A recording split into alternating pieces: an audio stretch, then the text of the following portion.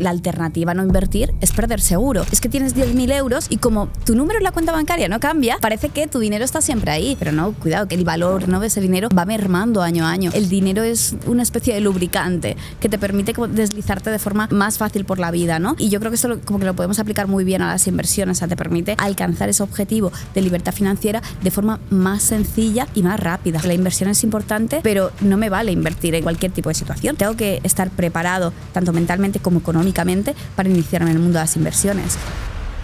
Interrumpo un momento el podcast para darle las gracias al Casino de Gran Vía de Madrid por dejarnos este increíble espacio. Volvemos con el podcast. Hola a todos y bienvenidos a este nuevo podcast. Estoy aquí con Celia Rubio, experta en finanzas personales, una de las creadoras de contenido más grandes de finanzas, tanto en Instagram como TikTok. Bienvenidos, un placer.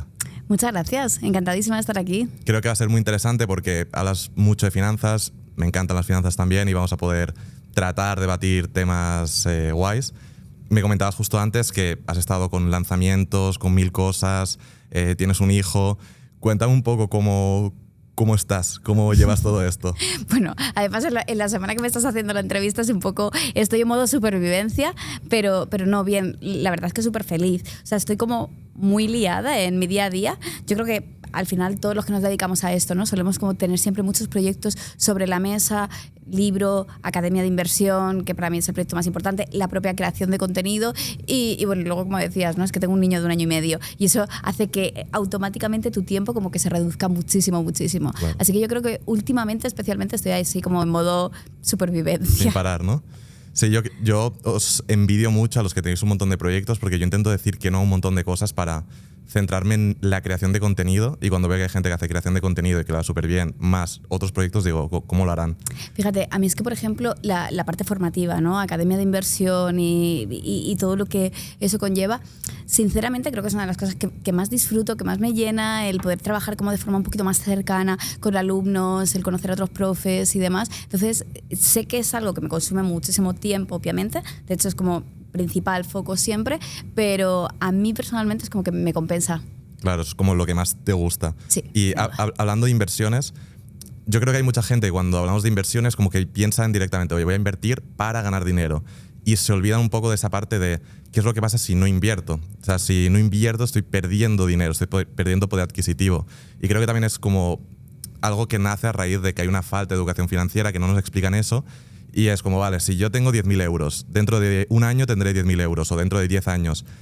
Y como que la gente sigue viendo ese dinero y no entiende la pérdida de poder adquisitivo y creo que es como el principal error, ¿no? El únicamente invertir para ganar. Sinceramente, yo no lo hubiera definido mejor, ¿no? O sea, yo creo que al final uno de los grandes problemas que tenemos como sociedad, ¿no?, entre muchos otros, pero uno de los principales es precisamente esto, ¿no?, la falta de educación financiera. Y claro, es esta falta de educación financiera, como tú dices, la que nos hace decir, oye, no, que es que a mí esto de las inversiones lo veo algo muy arriesgado, o lo veo un mundo muy complicado, veo que es algo que no es para mí, prefiero quedarme en el terreno seguro y, por ejemplo, pues mantener el dinero en la cuenta bancaria y no dar el paso a invertir.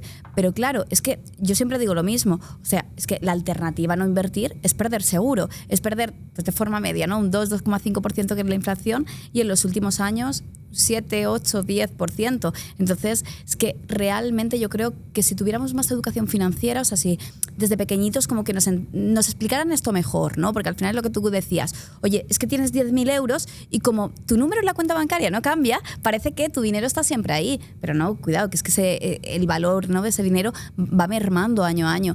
Yo creo que si desde pequeñitos nos explicaran todo eso, al final entenderíamos que la inversión debería ser algo para todo el mundo. Claro. Oye, no todo tipo de inversión es para todos, pero la inversión en sí que debería ser para todos, porque la alternativa si no es perder. Sí, yo creo que también es un poco a raíz de, en España y muchos países de Latinoamérica, como ese Estado tan presente, que es como el ciudadano lo cuido, le digo lo que tiene que hacer. Paternalismo. Claro, le doy la jubilación, si no tiene trabajo le doy el paro y como que la gente siente que no tiene que invertir, pero veremos, ¿no? Claro. Veremos si tu hijo tiene jubilación. Es que ahí voy, ¿no? Porque realmente, yo esto lo comento muchas veces, o sea, es que lo de que en España no hacía falta, por ejemplo, prepararte tu futuro, pues casi una realidad, ¿no? Es que nuestros abuelos vivieron esa realidad. Nuestros padres, dependiendo de la edad, casi que también, ¿no? O sea, la historia de tú estudia o sé bueno en un trabajo, trabaja durante toda tu vida, paga impuestos y en el futuro yo me haré cargo de ti, oye, pues es que realmente es algo que ha funcionado en España durante unos años. Pero como tú dices, ¿no? ¿Qué pasa con nuestra generación? Y ya, bueno, por descarte con la generación de mi hijo, creo que estamos en ese momento de transición, que es un momento complicado, porque mucha gente todavía se sigue creyendo el cuento antiguo, pero no son conscientes de que la realidad ha cambiado y de que sí o sí necesitamos empezar a hacernos responsables de nuestro futuro. A mí lo que me da un poco de miedo de eso es qué pasará, porque hay mucha gente que sí que va a ser consciente, va a decir, bueno, voy a invertir, voy a ahorrar, voy a preparar mi jubilación, pero habrá mucha otra gente que no. ¿Qué pasará en ese momento en el que igual el gobierno te dice, vale, pues tu pensión son 300 euros y no puedo vivir con 300 euros? ¿Qué pasará con todo eso? Es lo que me da un poco de miedo. A mí también, ¿eh? De hecho, cuando a veces escuchamos hablar, ¿no?, del tema de la desaparición de la clase media, de tal, claro, yo creo que no hay como tanto una desaparición de, por ejemplo, la clase media en el momento que sigues activo laboralmente, ¿no? Creo que en ese aspecto sí que vamos a seguir teniendo como las clases, entre comillas, que conocemos hoy en día, pero ojo, que en el momento de la jubilación sí que es verdad que se empezará a difuminar esa figura de clase media. ¿Por qué? Porque estarán personas que se han preparado su jubilación, que han preparado su futuro, que han trabajado en este sentido esa parte de forma pues un poco más autónoma, y gente que no, que se dé cuenta, pues no sé, a lo mejor que llega con 65, 67, 70 años y sí o sí se ven en la obligación de seguir generando ingresos, se dan cuenta que no pueden tener una jubilación como les habría gustado, que su nivel de vida, o sea, en el momento que decidan trabajar o que por temas físicos, ¿no?, ya no puedan trabajar tanto, cae drásticamente. Claro. Pues yo creo que ahí vamos a tener un problema. O que igual estén obligados a trabajar, como pasa en Estados Unidos, ¿no?, que vemos gente muy mayor trabajando porque no tienen otra alternativa. Sí. Yo creo que una cosa interesante que está ahora muy de moda, que son las cuentas de intereses, es interesante como para iniciarte en la inversión porque es una inversión segura, pero también es un arma de doble filo porque eso existe debido a la inflación. Claro. Es como, ok, invierto, estoy seguro que genero estas rentabilidades, pero es que me lo están quitando por otro lado. Pero creo que también es una forma interesante de empezar en este mundillo. Yo estoy convencida de ello, ¿eh? O sea, muchísimas veces es como que gente que nunca ha tenido experiencia propia invirtiendo, o sea, tomando decisiones en inversión, ¿no? Porque yo, por ejemplo, sí que me encuentro mucha gente que realmente en algún momento ha invertido, pero ha invertido como de la forma tradicional que se suele invertir en España, ¿no? De, oye, he ido al banco, el del banco me ha dicho, mira, pon tu dinero aquí, he firmado sin saber lo que hacía, sin tener yo esta capacidad de decisión, ¿no?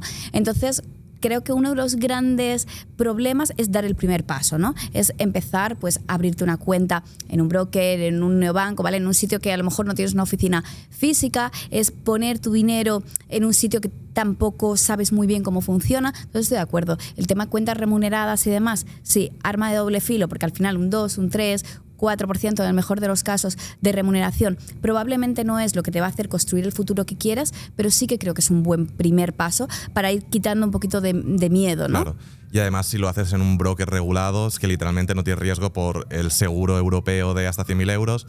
Es algo realmente seguro. Claro, el tema de eso realmente para mí es dar a conocer esa figura entre la población, ¿no? O sea, es decir, claro, tú inviertes en el broker X, que está regulado, que sabes que te cubre hasta 100.000 euros, y en realidad tú sabes que tu dinero está igual de seguro que en cualquier banco comercial que vayas y que tengas la oficina física. Solo que, claro, tradicionalmente se ha hecho de forma distinta y ese cambio, ¿no?, es también claro. un poco No. reto. O sea, yo creo que es parte de lo que comentábamos al principio, ¿no? Sí. De este proceso de educación financiera. No, tiene todo el sentido del mundo, aunque yo creo que ya las nuevas generaciones, por así decirlo, ya el hecho físico da un poco igual.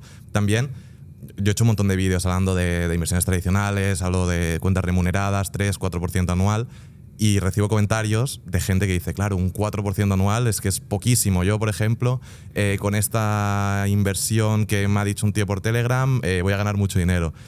Yo creo que también hay un problema con la gente que se piensa que la inversión es como la forma de ganar dinero, y mientras que la forma de ganar dinero realmente es el trabajo, ¿no? Y van a ir cayendo en un montón de estafas o de cosas raras que les va a hacer perder literalmente todo el dinero. ¿Cómo dirías tú que se puede encontrar las estafas o dónde no invertir?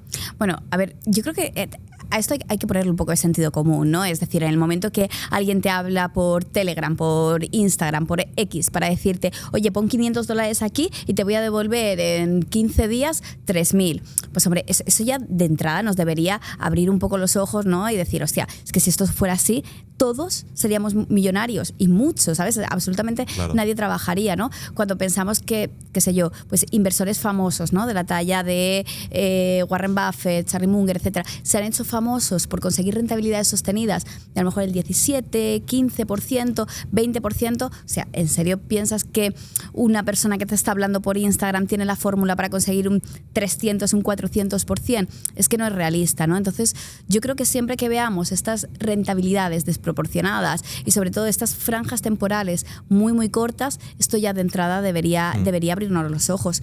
Y lo que comentabas tú antes, ¿no? O sea, vamos a invertir, o sea, no hace falta, de hecho, seguramente sería de las peores opciones. No hace falta ir a un banco, a tu banco de toda la vida, a que le digas dónde puedes invertir, pero, hombre, antes de poner el dinero en una plataforma, asegúrate un poco, ¿no? Mira que, pues yo qué sé, aquí en España, que no tenga warning de la CNMV, que esté regulado, por quién está regulado, cuánto dinero cubre, un poco como las precauciones básicas. Sí. No, o sea, estoy totalmente de acuerdo. Lo del sentido común, pero es una locura porque no existe, ¿no? El sentido Es el común menos común de todos los sentidos. Exactamente. Y me acuerdo, creo que era ayer, que recibí un mensaje por Instagram de un chico que me decía, oye, hay una persona, justamente por eso te decía lo de Telegram, que me dice que meto 50 euros aquí y en 2 días me da 3.600. Y le mandé un audio y le dije, mira, envíalos y así lo ves, ¿sabes? Y prefiero que pierda 50 euros ahora que 5.000 cuando tengas algo más de dinero. Porque, ¿qué crees que es interesante o qué inversiones crees que son interesantes para alguien de 18 a 30 años que tiene un trabajo, que gana 1.500 euros al mes y se quiere lanzar a la inversión? Bueno, yo creo que en realidad, o sea, realmente hay muchos productos que pueden ser interesantes, ¿no? O sea, siempre adaptándolo a cada persona y demás. Pero de forma general te diría que en este momento productos tipo ETFs, fondos indexados, incluso si ya no nos queremos complicar nada, algún robo-advisor, aunque yo sinceramente soy más fan de hacer las carteras propias, creo que son productos súper sencillos. O sea, en el momento que tienes unas bases, creo que son súper sencillos de utilizar, que además te permiten invertir desde muy poco dinero, diversificar mucho la inversión, y creo que son como producto de puerta de entrada para el mundo de las inversiones, ¿no? Que luego, por supuesto, tú puedes complementar tu portfolio con acciones, con criptos, con muchísimas otras cosas. Pero creo que este tipo de productos, fondos indexados o ETFs, nos pueden dar muchísimas facilidades. Ya te digo, invertir con muy poco capital de forma diversificada y sencilla, ¿no? O sea, al final es mucho más sencillo analizar un ETF, sobre todo ETFs como muy conocidos, ¿no? Que replican a las principales economías mundiales, de lo que puede ser analizar una acción, sobre todo que no sabes bien de la empresa, etcétera. Claro, yo creo que además lo que pasa es que muchas veces la gente empieza con cripto, acciones, y se olvida un poco de ETFs, fondos indexados, robo-advisors, porque como que dan menos rentabilidad. Pero el largo plazo la seguridad y sobre la todo, seguridad, claro. Y sobre todo el inicio. Mira, o sea, a mí me pasa algo curioso, y es que, y imagino que a ti te pasará lo mismo, muchísimas veces hablo con gente, ¿no? Alumnos, redes sociales, eventos, gente que me dice, yo es que no he invertido nunca. Bueno, invertí en criptos hace 1 año, 2 años, tal, pero ya está. Entonces dices, o sea, que está bien, ¿eh? O sea, que nada en contra, y que creo que la inversión en criptos, o sea, puede funcionar bien dentro de un portfolio, pero es que a lo mejor no es el mejor producto para entrar, no es el producto de puerta de entrada al mundo de las inversiones. Y precisamente, y vuelvo a lo de antes, ¿no? Por esta falta de educación financiera, por este querer dar el pelotazo, querer conseguir una rentabilidad muy, muy por encima de la media del mercado, mucha gente tiende a focalizarse más en ese tipo de inversiones, a otras que sí, que te van a dar menos rentabilidad. A lo mejor estamos hablando de este 8, 10, 11%, pero es que la seguridad y la estabilidad que te dan va a ser mucho mayor. No tiene nada que ver. Yo creo que también cosas como cripto y tal han hecho daño, por así decirlo, al mundo de las finanzas, porque hablas de un 7, 8, 9, 10% de rentabilidad anual y parece poquísimo, ¿no? Mientras que si haces números a varios años es bastante dinero. Incluso también todo el tema de cripto es una locura, ¿no? Porque la gente, a la que empieza a subir, todo el mundo compra, y a la que baja, incluso yo he visto influencers / gurús de cripto que son súper pro cripto, que a la que caen las criptos hacen vídeos rollo, he vendido todo y ya está. Y todo. Sí, total. O sea, yo creo que este FOMO, ¿no? Que muchas veces hablamos en inversiones, ¿no? Este miedo a perderse la oportunidad, es como que en el mundo cripto se multiplica, que a medida que ves que va subiendo una cripto, ves cómo no paras de escuchar vídeos de gente que ha ganado tanto, que en realidad no han ganado, porque la mayoría de gente, es lo que tú dices, ha comprado, no ha vendido y vende precisamente cuando la situación se ha revertido. O sea, que las ganancias no son tanto, pero como como que la rentabilidad de la inversión en un momento determinado es muy, muy alta y esto hace como este efecto masa, ¿no? Claro. De atracción. ¿Y cómo ves el real estate, que es como la inversión más típica de España? Porque realmente tú puedes comprar un piso, por ejemplo, con una hipoteca y vas a invertir al mes, pues depende de lo que te compres, ¿no? Pero puede ser 300, 400 euros, que puede ser lo que puedes destinar a un fondo. A ver, yo creo que es un tipo de inversión súper válida. Quiero decir, me parece genial para poder diversificar el portfolio, también para gente que a lo mejor tenga objetivos a más corto plazo, ¿no? De poder conseguir ciertos ingresos pasivos mediante sus inversiones y demás. Creo que está fenomenal y que realmente el real estate nos puede ayudar pues a conseguir una cartera de inversión más sólida, más diversificada, etcétera. Pero también creo que en España necesitamos como abrir un poco los ojos, ¿no? Y decir, hostia, es que no es lo único que hay, ¿no? A veces pensamos que ese sí o sí es el objetivo, pero porque como tú comentabas, o sea, es que en España durante mucho tiempo el concepto de inversión ha sido o comprar las acciones de tu banco o comprarte un piso y ponerlo en alquiler. Ya, ¿sabes? Es como lo más tradicional. Entonces, que sí creo que puede funcionar perfectamente. Tampoco creo que sea un producto como de entrada al mundo de las inversiones, pero porque obviamente, ¿no? O sea, al margen de que utilicemos hipoteca, nos apalanquemos, ¿no? En el dinero del banco, realmente ahí hay una barrera de entrada. Ahí, o sea, claro. Va a ser y el riesgo también, si te sale mal, claro, vas apalancado. Totalmente. Y la inversión inicial incluso que requieren, ¿no? Y más ahora conforme tipos de interés, mercado hipotecario, etcétera. Sí. A mí lo que me pasó con real estate, que yo compré un piso al lado de las pistas de esquí, chulo y tal, pero lo que me pasaba es que haciendo números me daba una rentabilidad parecida a la que podía conseguir con un fondo indexado y era como todo el trabajo que he hecho no me compensa para lo mismo. Totalmente. Y luego también esa parte de libertad, que hay mucha gente que no lo piensa, ¿no? Pero igual hoy vives aquí y mañana ya. Y si tienes pisos, es una locura. Además, en el caso de España, ¿no? Si tú vives fuera de España, pagas el impuesto de no residente, que es 24% de lo que factura el piso. Entonces, si tienes una hipoteca, tienes que pagar el 24% de lo que factura y puedes incluso perder dinero si te mudas fuera de España. Entonces, es complicado. Claro, de hecho, yo en lo personal, o sea, yo sí que tengo inversiones en real estate, pero he de decir que soy muchísimo más fan de la inversión en bolsa, ya sea acciones, ETFs, fondos, etcétera, que concretamente a la inversión inmobiliaria, pero precisamente por esto que tú comentas, ¿no? Por esta parte de libertad, de flexibilidad, o sea, para mí tengo una vida como muy agitada en lo laboral y obviamente me encantan las inversiones, pero no creo que tenga que ser algo a lo que yo le dedique mi foco principal, mi tiempo principal del día, ¿no? O sea, me gusta, sí, obviamente, tener ese tiempo de análisis, de tomar decisiones, de decir, oye, pues ahora voy por aquí o ahora voy por allí, pero que luego también que tengan esta parte de que funcione en automático, ¿no? De que sea algo independiente. Pasivo, ¿no? Sí. Es que también hay mucha gente que con las inversiones se crea otro trabajo, ¿no? Y es una de las cosas que yo quise evitar cuando empecé en todo esto, de decir, oye, yo quiero invertir para que trabaje el dinero para mí, no trabajar yo para él. No, al revés, no quiero tener un segundo trabajo. Claro, que también hay mucha gente que igual te compara, yo, o sea, la rentabilidad del trading con la rentabilidad de un fondo indexado. Claro, pero no tiene nada que ver. Es que tú a lo mejor al trading le vas a dedicar 2-3 horas al día, que, claro, yo también pienso, o sea, es que si esas 2-3 horas al día se las dedico a mi proyecto, ¿cuánto voy a conseguir, no? O sea, no, es una más cosa es un trabajo y otra una inversión. ¿Y total. cómo es el crowdfunding, crowdlending? A mí es algo que me pasó como con el real estate, ¿no? De decir, oye, me da cierta rentabilidad muy parecida a lo que puede dar un fondo indexado y el riesgo que le veo es muchísimo mayor. Claro, el problema de este tipo de plataformas va a estar básicamente en el tema de la liquidez, ¿no? O sea, obviamente no es lo mismo.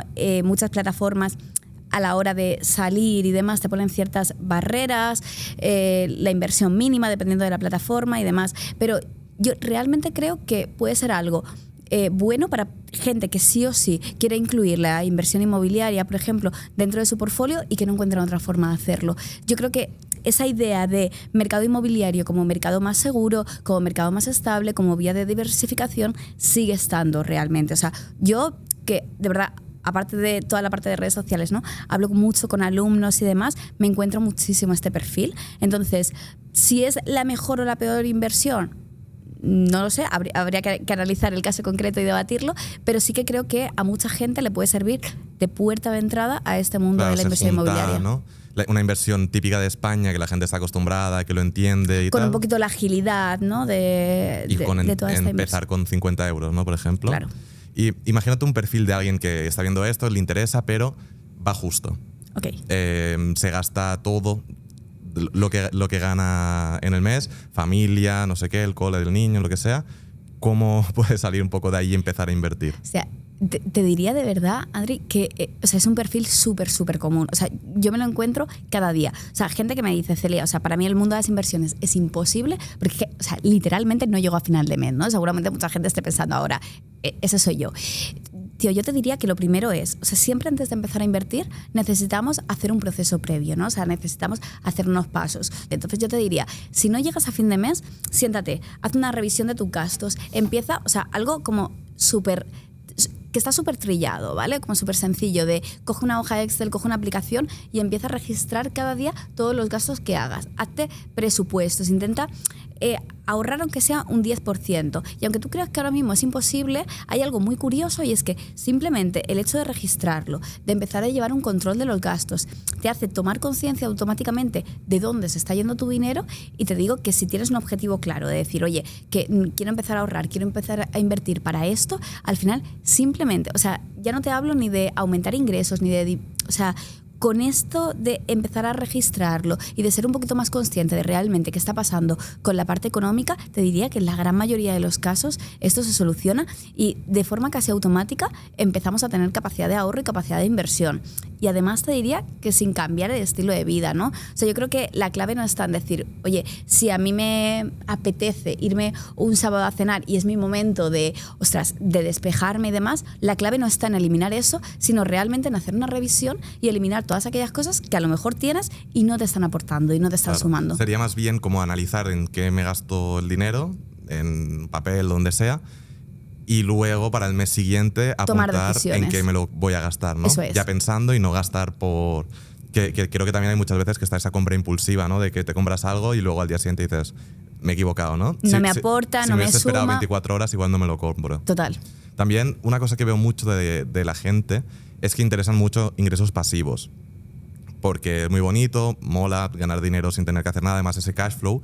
Pero al menos yo no te diré que estoy en contra de los ingresos pasivos, pero no lo veo lo más inteligente si queremos crear patrimonio. Claro. Y especialmente en España, por los impuestos. Ahí está. Mira, yo esto lo veo mucho, como, por ejemplo, con la parte de dividendos de acciones y demás, ¿no? A veces muchísima gente, sobre todo cuando se inicia en el mundo de las inversiones, una de las cosas típicas que te dice es, bueno, ¿cuánto tiempo voy a tardar en empezar a generar ingresos pasivos? Y yo creo que el enfoque debería ser el contrario, debería ser, oye, voy a reinvertir todas las ganancias de mis inversiones, voy a utilizar este efecto del interés compuesto precisamente para que dentro de unos años, a lo mejor no en 1 o 2 años, pero sí en 10, 15 años, poder vivir de esto, ¿no? Que realmente las inversiones sí que sean un ingreso pasivo, poder ir sacando dinero de las inversiones y que esto sea mi fuente de vida. Claro, esto conseguirlo en 10, 15, 20 años es muy viable, pero en 1, 2, 3 años, para la gran mayoría de gente va a ser imposible. Entonces, yo estoy muy de acuerdo. No me gusta este enfoque de ingresos pasivos y especialmente, ¿no?, cuando vivimos en países con la presión fiscal que tiene España, es que no tiene sentido, porque tú al final recibes el ingreso pasivo y automáticamente Hacienda, en el mejor de los casos, se te va a retener un 19%, ¿no? Que es lo que ocurre, por ejemplo, con los dividendos de las acciones. Veo mucho más interesante utilizar ETF, utilizar fondo de acumulación, donde los dividendos no lleguen a pasar por ti y, por tanto, puedas reinvertirlo en automático, ahorrándote, al menos en el corto plazo, esa parte de impuestos. Sí. No, es que a nivel rentabilidad pura no tiene nada que ver. No tiene sentido. Porque si tú utilizas un ETF de acumulación, que para mí es lo mejor, te aumenta un 10%, tienes 100 euros, tienes 110, ya estás ganando y además el interés compuesto va a seguir funcionando, mientras que si recibes estos 10 euros, pagas impuestos, lo vuelves a invertir. Ya está, o sea, vas a volver a invertir el 8. 71% o lo que te haya quedado, claro. Y luego, a nivel de tus inversiones personales, porque hablamos mucho de inversiones, ¿cómo invierte Celia? ¿Cómo invierte Celia? Bueno, yo creo que la verdad es que tengo un portfolio de inversión bastante diversificado. Te diría que el 80%, 70% del peso del portfolio de inversión está en fondos indexados. En el tema de España, es verdad que los fondos indexados te dan cierta ventaja, ¿no?, fiscal frente a los ETFs. Te permite intercambiarlos sin tener que pagar impuestos, ¿no? Entonces, tengo un peso importante en fondos de inversión indexados, otra parte en ETFs. A mí personalmente también me gusta mucho la parte del stock picking, ¿no?, de poder elegir ciertas acciones y demás. Y por supuesto tengo criptos que sigo manteniendo, alguna inversión inmobiliaria, pero bueno, yo creo que un portfolio bastante diversificado en ese sentido. También imagino que tiene mucho que ver el hecho de que me dedico a esto, ¿no? Estamos como todo el día analizando acciones y demás, pero a mí en lo personal es algo que me encanta. Entonces, o sea, lo que más me sorprende es stock picking. ¿Las eliges, las inviertes y las dejas a largo plazo o un poco, intentas hacer como movimientos más corto plazo? Yo creo que la combinación de ambas. O sea, tengo acciones que tengo claro que no vendería a corto plazo, sobre todo estas acciones muy value de, yo qué sé, pues Apple, Amazon, ¿no? Como típicas que dices, las quiero tener a largo plazo, al menos de momento, en el portfolio. Y después también, pues eso, intentar hacer algo más de análisis técnico, de elegir estos momentos de entrada para a lo mejor, pues en plazos temporales más cortos, no, sí, obviamente sin llegar a trading, ¿no? Pero a lo mejor en plazos de 6 meses o poco menos, o 3 meses y demás, identificar estos momentos de entrada para tener pues algo de beneficios también por esa parte en el corto plazo. Sí. ¿Y todas las inversiones lo vas haciendo un poquito cada mes o yo tengo o una vas parte, tirando? Sí, yo tengo una parte de inversiones, por ejemplo, todo el portfolio de ETFs y fondos indexados que se hacen automático cada mes, ¿sabes? Típica estrategia DCA, donde el día 4 o el día 5 de cada mes directamente se invierte y está totalmente automatizado. Y luego tengo una parte que sí que reservo para, bueno, pues oportunidades de entrada, para cuando ocurre algo en el mercado, o obviamente toda la parte de acciones, ¿no? Que sí que pues depende más de ese momento de entrada. Estamos hablando de finanzas personales y además vi no sé si era un short tuyo o algo así, que decías que no había que tener tabú el dinero.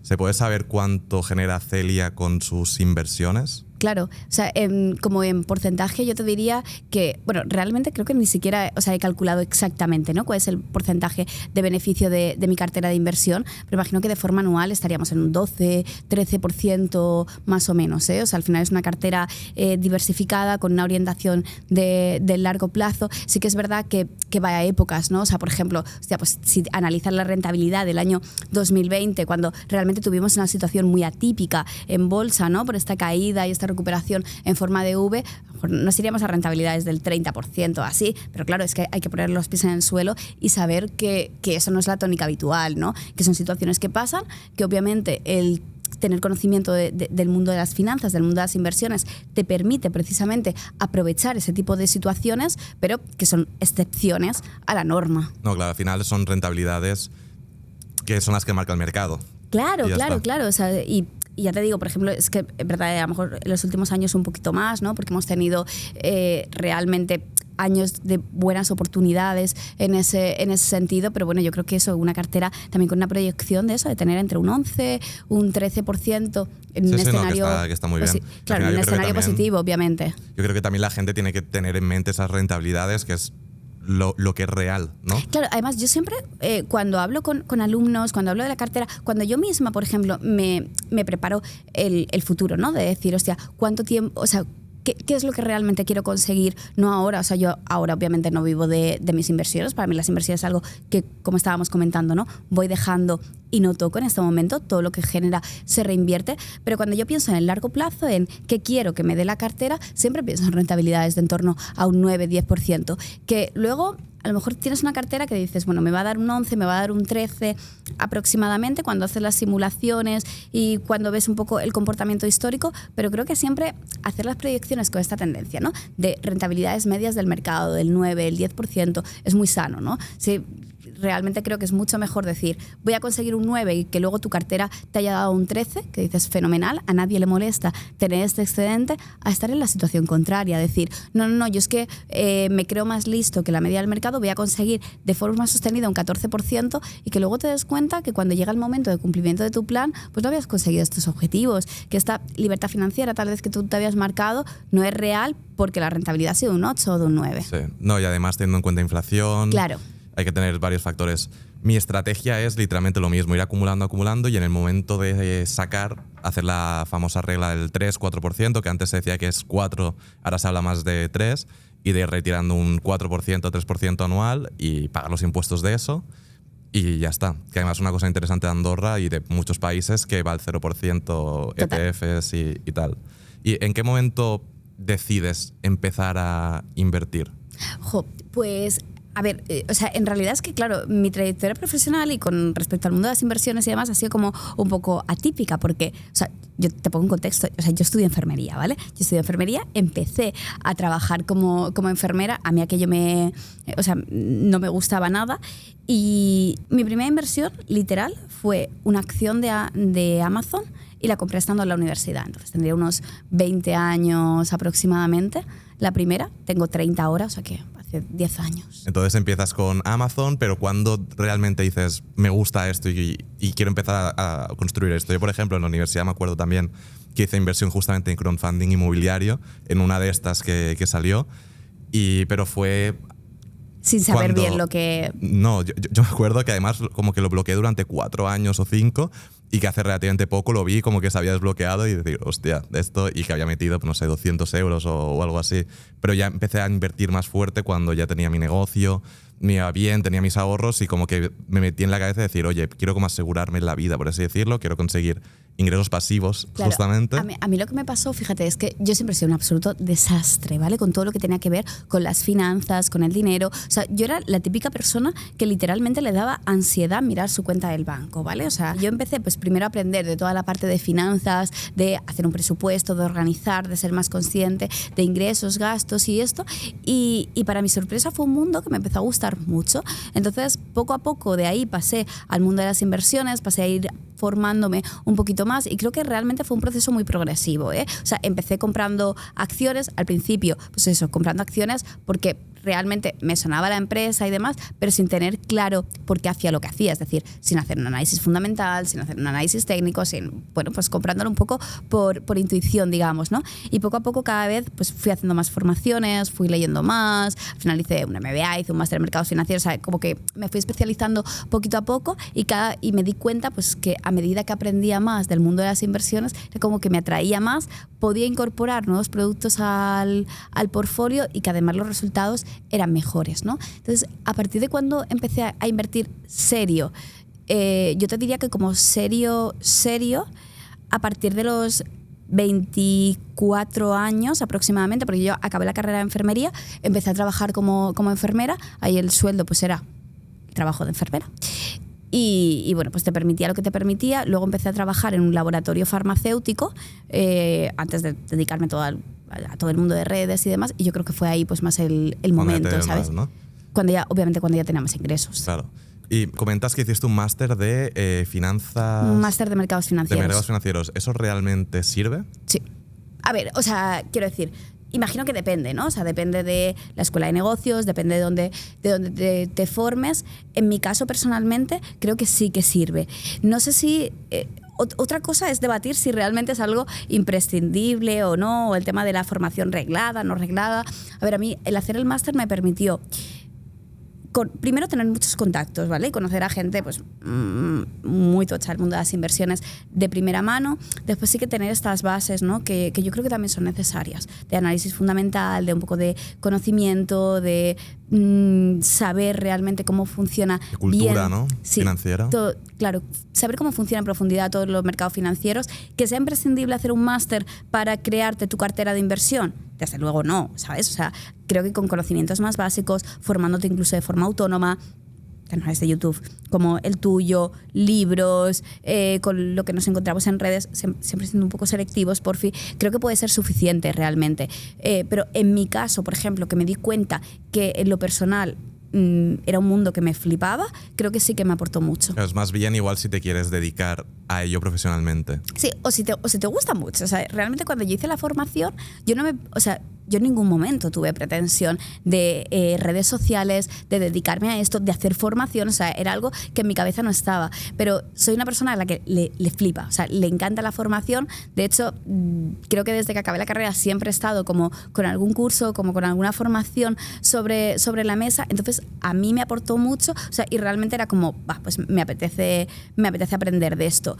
¿Que sea necesario para empezar a invertir? Obviamente no, sí. ¿no? He visto también que has hecho un montón de formaciones, de cursos, y un máster que me llamó la atención era de marca personal. Sí.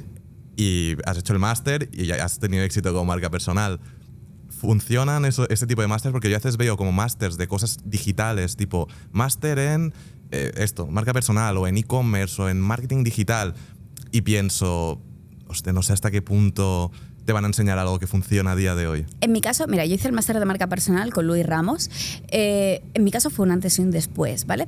¿Pero es una universidad o es con una persona? No, es con una persona. O sea, quiero decir, es más. Distinto. Claro, es un máster online. Vale. Fíjate, yo hice este máster con Luis Ramos porque yo seguía su podcast desde hace muchísimos años. O sea, yo cuando trabajaba en la empresa farmacéutica pasaba muchísimas horas en el coche. Entonces, su podcast, que es Libros para Emprendedores, yo lo llevaba escuchando como desde el principio, ¿sabes? Muy mítico. Claro, o sea, súper mega mítico. Entonces, para mí, Luis era como la voz, ¿sabes? Entonces, cuando sacó este máster, yo de hecho entré al principio, o sea, creo que era la segunda generación, yo dije, vale, o sea, tiene que ser. Además, esto fue como en la pandemia, ¿vale? Que a mí lo que me pasó en pandemia es que yo abrí mi perfil de Instagram en 2020.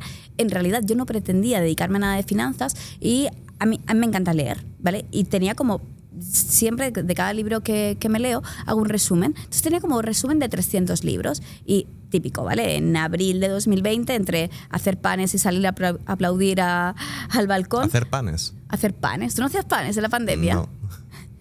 Yo sí, Porque ¿vale? no sé. Yo hice muchos panes y muchos bizcochos. No los he vuelto a hacer desde 2020, pero en pandemia hice muchos. Entonces, en esto dije, oye, pues voy a abrir un perfil de Instagram donde yo literalmente no aparecía, donde comparta resúmenes de libros. Yo abrí este perfil. De hecho, le escribí por Instagram a Luis como, oye Luis, me encanta lo que haces, me encantan tus resúmenes, ¿le puedes echar un vistazo a lo que hago? Para mi sorpresa, Luis me contestó, a raíz de ahí empecé a hablar con él, ya entré en el máster de marca personal y poco a poco toda mi cuenta fue pivotando de hacer resúmenes de libros, que el 90% eran libros de finanzas, porque realmente era lo que más leía y lo que más me gustaba, a pues un poco... Pues, a la cuenta de Instagram que puedes ver ahora, ¿no? Claro, a crear contenido de forma un poquito más profesional o más enfocada en lo Pero no que deja quiero. de ser finanzas, pero como más entretenido. Sí. Y en base a todos los libros que te has leído, ¿qué es la libertad financiera? Bueno, yo creo que la libertad financiera, ¿no? Yo siempre la defino como ese momento en el que, salvo que tú quieras hacerlo, no tienes que trabajar, ¿vale? En el que pues, tus inversiones, los ingresos pasivos que recibes de X son capaces de cubrir tus gastos del día a día. Y esto, que a veces nos puede sonar un poco utópico, yo realmente creo que debería ser algo a lo que todos aspiremos en nuestra vida, pero por lo que estábamos comentando al principio, cada vez tenemos más claro que el gobierno no se va a hacer responsable de nosotros en un futuro, que si tenemos una pensión va a ser casi algo residual. Entonces realmente la forma de poder jubilarte, de poder retirarte, es en algún punto de tu vida alcanzar la libertad financiera. Entonces esto que para mí es tremendamente complicado alcanzar en 1, 3, 5 años, para la gran mayoría de personas es muy factible cuando nos marcamos plazos de 10, 15, 20 años. ¿Crees que cualquier persona la puede llegar a conseguir? Yo creo que cualquier persona, o sea, depende, ¿vale? O sea, quiero decir, nos encontramos, imagínate, viene ahora aquí una persona y me dice, tengo 60 años, 0 ahorros y cobro 900 euros y tengo 850 de gastos. ¿Puedo conseguir la libertad financiera? Hostias, probablemente no, porque con 50 euros al final las rentabilidades del mercado son las que son, como veníamos hablando. Ahora bien, para la gran mayoría de personas con este plazo temporal, ¿no? Aprox 20, 25 años, sí. O sea, creo que es muy factible. O sea, realmente cuando tú además haces los cálculos te das cuenta que no te hace falta una súper inversión. Que a lo mejor invirtiendo 100, 150 euros con rentabilidades de entre el 10%, en la gran mayoría de los casos se va a alcanzar. Lo que pasa es que hace falta, primero, tiempo y segundo, constancia, ¿no? Y el tiempo es relativamente fácil, pero la constancia durante este periodo es muy complicada. Sí, por eso yo creo que es muy interesante lo de automatizarlo, ¿no? Sí. Yo también lo tengo automatizado y te olvidas, porque es que si no, el hecho de crear un hábito que es gastar dinero en algo que no tienes esa dopamina de comprar algo es complicada. Y yo creo que también que la libertad financiera se puede conseguir o bien trabajando muy duro y ahorrando, pero gracias a la inversión como que tienes ese atajo de la voy a conseguir es con... un acelerador, ¿no? Exacto. Decía, había una frase en qué libro era. Creo que es el libro de Diane Graziosi, que es My Learner Success Habits. A mí es un libro, no tiene traducción al español, pero creo que es muy bueno, y decía algo así en un capítulo como que el dinero es una especie de lubricante que te permite como deslizarte de forma más fácil por la vida, ¿no? Y yo creo que esto como que lo podemos aplicar muy bien a las inversiones, o sea, te permite alcanzar ese objetivo de libertad financiera de forma más sencilla y más rápida. Que tener que trabajar, ahorrar y ya está. Y en base a todos los libros que te has leído, me tienes que hacer una recomendación de los mejores. Yo he leído muchos libros de finanzas. Es cierto que a día de hoy no leo tanto como me gustaría.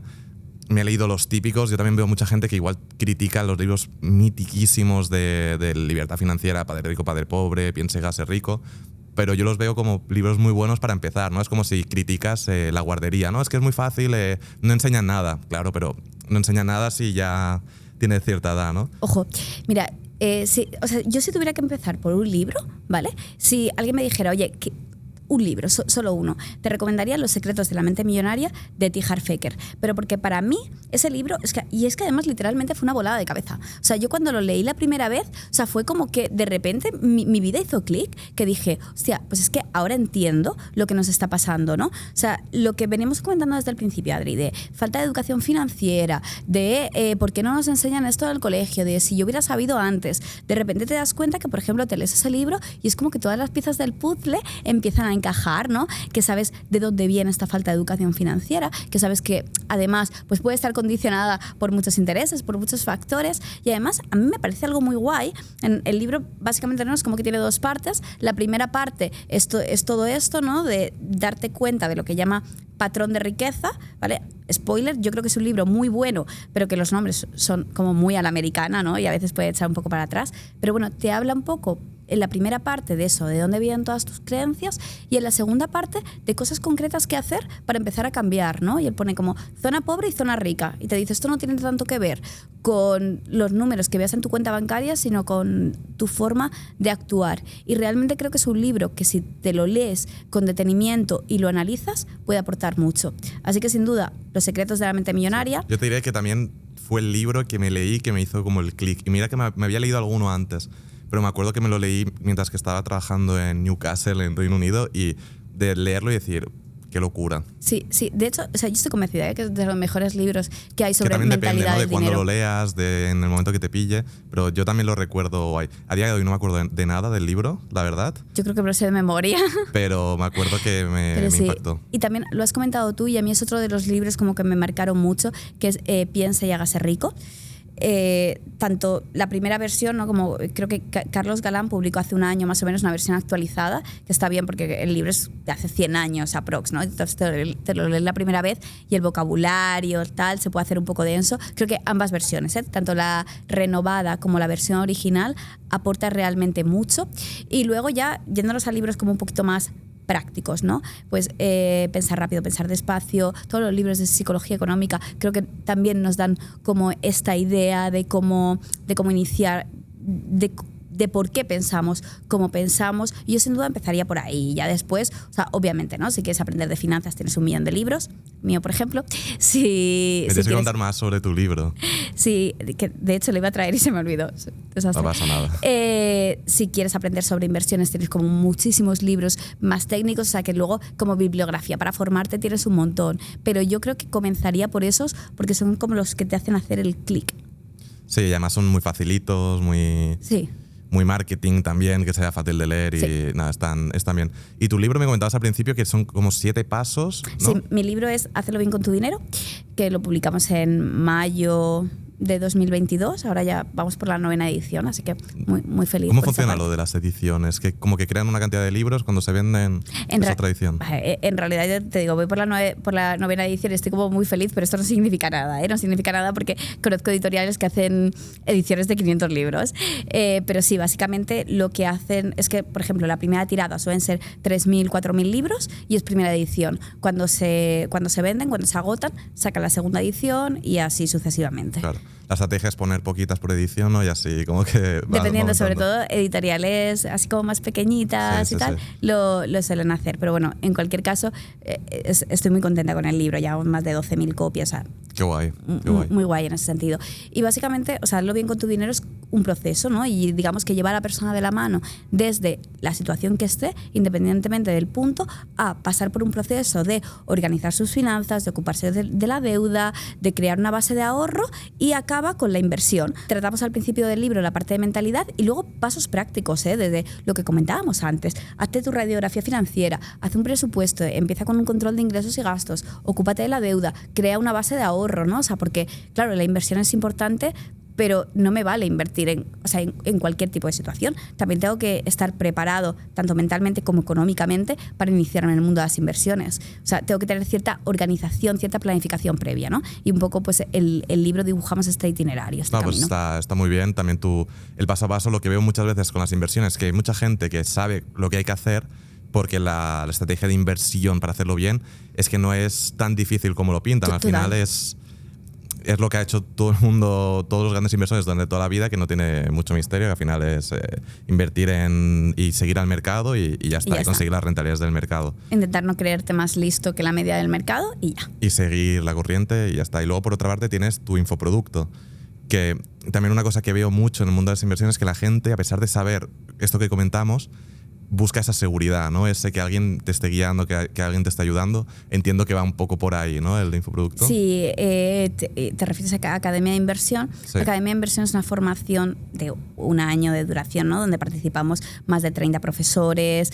Tenemos, bueno, es que son como unas 300 horas de formación, más o menos. O sea, no sé, o sea, es que ahora no sé ni cuántas, pero habrá como 40 horas entre soporte y directos al mes. O sea, como mucha carga de contenido en ese momento, y básicamente lo que hacemos con el alumno es eso. O sea, obviamente primero trabajamos la parte de finanzas, de organización, de ponerlo todo en orden, y luego el 90% de la formación la dedicamos a productos de inversión, a ver cómo funcionan, a analizarlo y sobre todo a integrarlo dentro de una estrategia determinada, ¿no? O sea, yo cuando me planteé crear la Academia de Inversión, lo que tenía claro es que no quería enseñar a la gente las bases teóricas de analizar, por ejemplo, una acción, si luego no iban a saber cómo aplicar eso para conseguir sus objetivos, ¿no? Entonces el proceso es un poco el contrario, vale, vamos a analizar tu economía, vas a marcarte un objetivo y vamos a diseñar una estrategia de inversión a largo plazo que te lleve a conseguir ese objetivo. Entonces, dentro de esa estrategia vas a aprender cómo funcionan diferentes productos y vas a utilizar los que tú creas que se adaptan mejor a ti. Y luego también he visto que te has asociado con una agencia, ¿no? que gestiona las academias y tal. Esto es algo interesante porque también de cara a la gente que esté viendo esto, creadores de contenido, que lo tenga pensado. Mira, yo...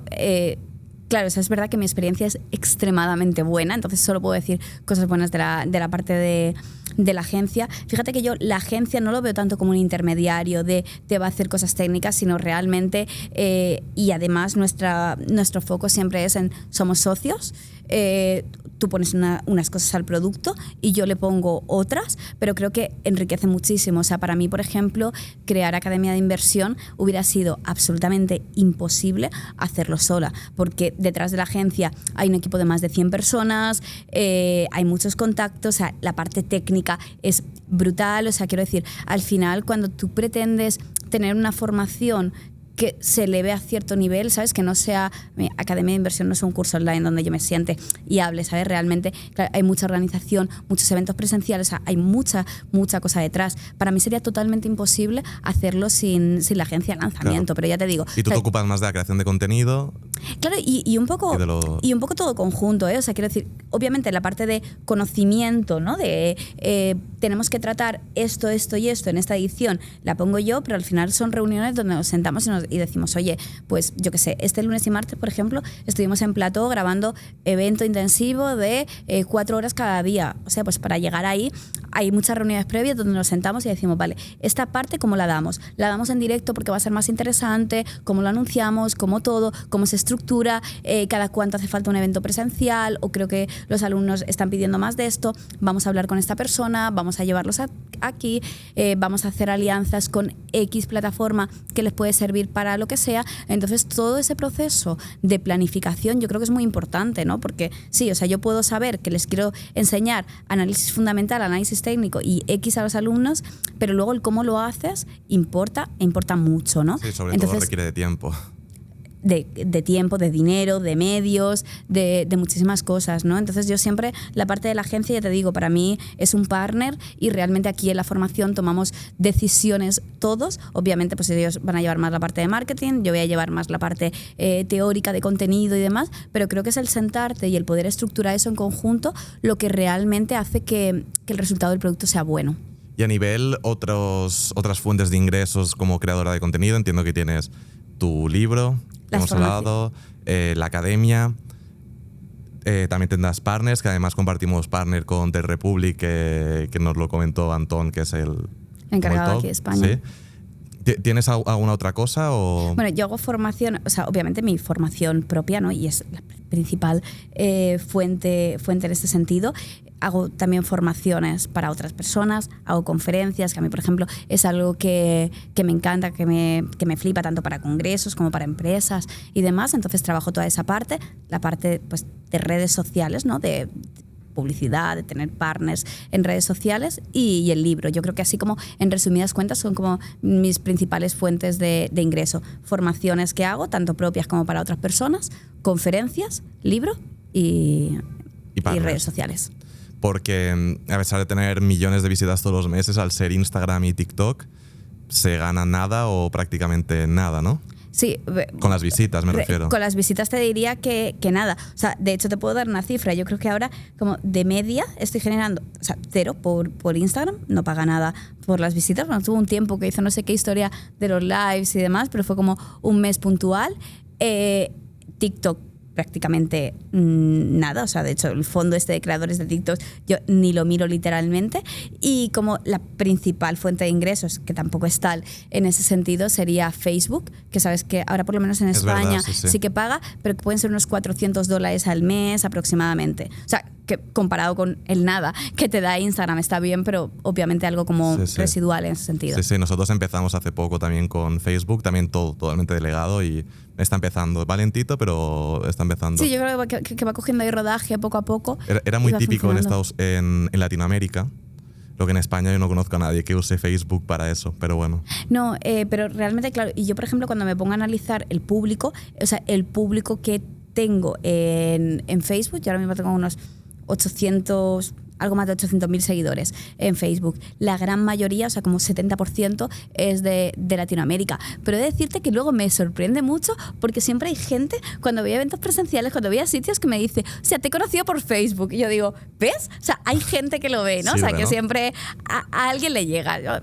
Al final nunca está de más. Sí, no, eso es también una de las cosas guays de la marca personal, Sí. ¿no? Luego, conocer a alguien en persona y que esa persona ha visto un montón de cosas tuyas, Sí. y es complicado, ¿no? A veces llegar a entenderlo. Yo creo que es, o sea, a mí te juro que es como lo que más me ha costado de redes sociales, o sea, porque obviamente o sea, no soy un perfil que digas, voy por la calle y todo el mundo te conoce, o sea, pero sí que hay realmente mucha gente que te conoce, ¿no? Y sobre todo cuando voy con el peque, cuando voy con gente, ¿no? O sea, y te paran rollo, ¡ay, es Hugo! Y claro, yo me quedo así como, hostia, sí, ¿no? O sea, es de verdad que es algo como complicadillo de gestionar en determinados momentos, pero bueno, que a la vez es súper agradecido, ¿no? O sea, sí. la mayoría de veces son como palabras de cariño, de cómo me has ayudado, como tal, o sea, que A mí al menos es recompensa. algo que me motiva mucho cuando conoces a la gente. Y a nivel equipo, también tienes inversión importante en equipo. Sí, por supuesto. O sea, nosotros tenemos oficina, tenemos, o sea, equipo contratado, tenemos también freelance. Celia, marca personal también, A nivel ¿no? Celia, marca personal, obviamente. O sea, para mí o sea, sería completamente imposible hacer lo que hago sin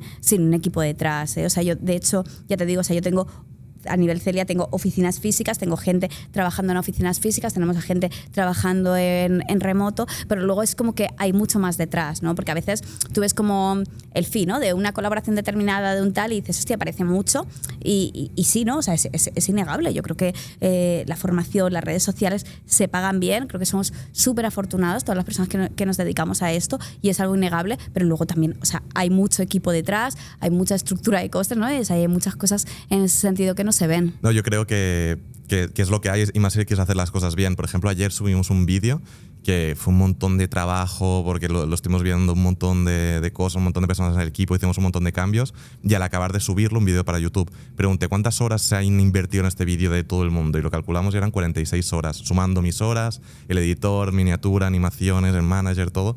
Y eso vale dinero también. Claro. Y hay que pagarles a todo el mundo. Obviamente, o sea, yo ya te digo, o sea, es que hay mucho más detrás de lo que se ve, ¿no? O sea, al final creo que se percibe como el resultado, como la punta del iceberg, pero hay más debajo. Sí, más si lo quieres hacer bien. Y a nivel inversiones, ¿inviertes como Celia personal? ¿Inviertes con la empresa? Yo invierto con las dos vertientes, como Celia a nivel personal, y después yo tengo empresa, entonces invierto otra parte mediante la empresa, que creo que además esa es la forma de hacerlo, ¿no? Y a nivel empresa, porque hay gente que, hasta por el podcast, que lo que dice es que tiene la empresa, luego se monta una holding, se lo pasa a la holding, o directamente en la empresa creas como un epígrafe de inversiones, inviertes con ella y ya está. En la empresa tenemos epígrafe de inversiones e invertimos con ella directamente a nombre de la empresa y listo. Volviendo un poco a tu red social, por así decirlo, formato rápido, hay un montón de creadores de contenido de finanzas, que algunos los conozco, otros no, porque hay un montón. Pero tú eres como de las pocas que ha conseguido salir de ahí y montar un negocio, ¿no? Porque hay mucha gente que en TikTok y en Instagram como que se queda ahí y no consigue trasladar la comunidad a otra cosa. Claro, el tema es que yo tenía claro que, o sea, cuando yo ya dije, vale, o sea, yo me voy a dedicar a esto, a mí esto me gusta, o sea, yo tenía claro que no quería que mi negocio fuera redes sociales. Por varias cosas, ¿eh? Primero porque, o sea, yo soy muy selectiva, por ejemplo, con la parte de la publicidad en redes sociales y demás, yo soy muy selectiva con los anunciantes que trabajo, con las campañas que hago, o sea, intento realmente hacer cosas que, o sea, que tengan una coherencia con mi marca, ¿no? O sea, que yo a nivel personal utilizaría, que para mí tengan sentido y demás. Entonces, claro, primero, si no tienes un negocio fuera de eso, te es muy complicado, porque cuando tú vives de eso, sí puedes ser selectivo, pero hostia, es que llega un momento en que tú tienes que aceptar campañas. Y segundo y más importante, porque las campañas no dependen de ti. Es decir, tú tienes contactos, tú puedes intentar que las campañas funcionen muy bien para que los anunciantes repitan, pero en realidad es que eso nunca va a depender de ti, o sea, va a depender de que el mercado esté bien, de que ahora los anunciantes quieran hacer más influencer marketing, ¿qué tal? Entonces, eso ocurrió en la pandemia con muchos creadores que hacían marcas tradicionales y claro, no se querían anunciar porque no estaban ganando dinero. No había consumo. Entonces yo creo que es muy importante tener negocio fuera, primero porque, como te he dicho, o sea, a mí me flipa lo que hago, o sea, la parte de la formación es algo súper importante, es que realmente, o sea, la parte que más me llena de mi trabajo es la formación, entonces no concibo mi vida profesional ahora mismo sin ese área formativa, y segundo porque eso te permite realmente tomar decisiones, ¿sabes? Te permite saber cuándo necesitas más, cuándo necesitas menos. Realmente tienes un negocio que depende de ti, ¿no? Y el cómo hacerlo, cómo hacer esta transición. Yo es que realmente creo que desde el principio siempre he tenido el foco en, sí, creo contenido, si llegan anunciantes, fenomenal, pero siempre es un añadido, ¿no? Es como mi negocio está fuera, mi negocio está en la formación, está en la parte de conferencias, está en mi libro, está en todo lo que realmente hago al margen de lo que ocurre en redes sociales. Sí, también creo que es importante como el educar, por así decirlo, a la comunidad, que lo vaya viendo, porque veo igual cuentas muy grandes de TikTok, de finanzas, pero que igual hacen un call to action tipo, voy a ver mi nuevo vídeo en YouTube, y van 200. Entonces, y también es una red social que cuesta, ¿no? Como mover, no es como en Instagram que tienes el de este que haces clic y te lleva directa. Es como una red social más complicada, ¿no? de monetizarlo, pero al final has conseguido. ¿Por qué crees que simplemente por como educar a la comunidad ir sacando cosas?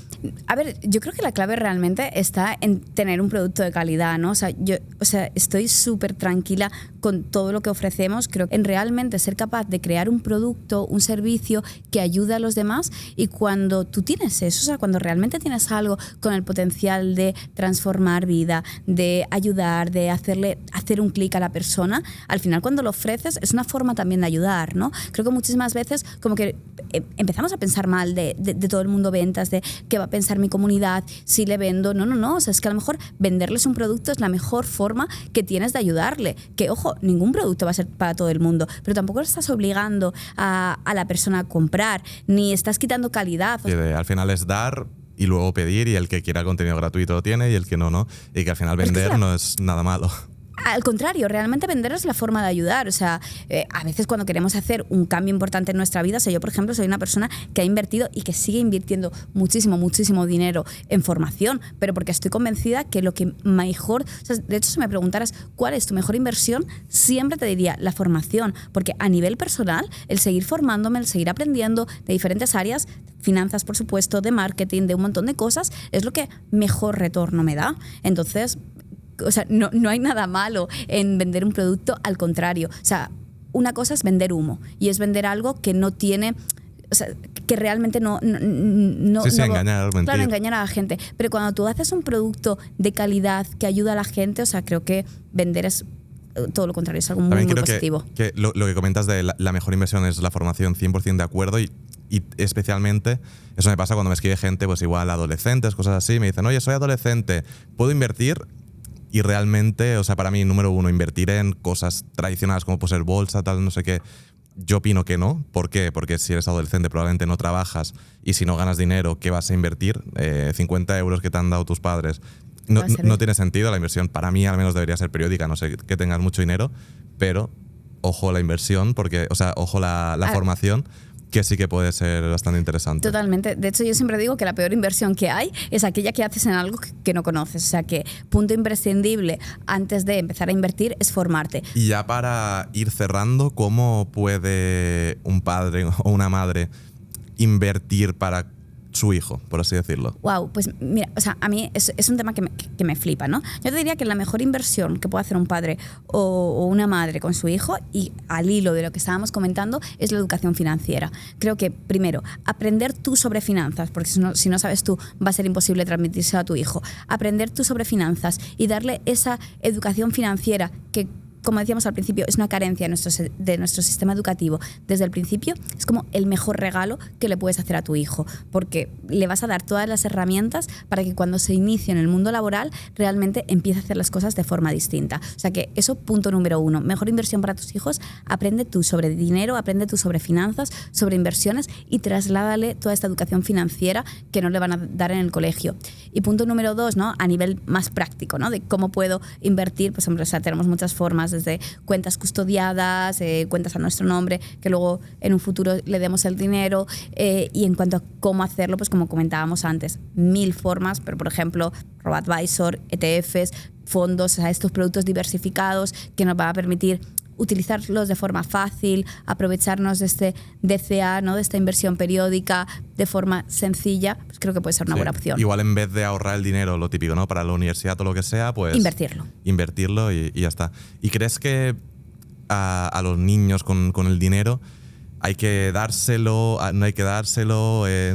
Pues mira, este es un tema súper controvertido siempre, ¿eh? No me refiero a cuando tú no estés, por así decirlo, si sale el dinero. Sí, a nivel práctico, ¿no? Sí. La típica paga y demás. A mí es un tema que especialmente, ¿no? Desde que soy madre, me flipa, me encanta. He leído, he hecho mucho sobre eso y demás.